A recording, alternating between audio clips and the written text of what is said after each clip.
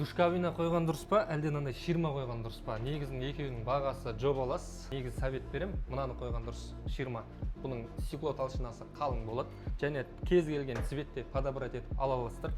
Бірақ бұны қою үшін бір нюанстар бар. Сіздің ішкі дуалыңыздағы полный кафельді емес бұрын трубалардың бәрін ішінен жүргізіп алуыңыз керек, және гидроизоляция обязательно болу керек болады. Основном жер үйдегілер бұны оңай қоя алады, а квартирадағыларға бұны қою қиын. Не себепті?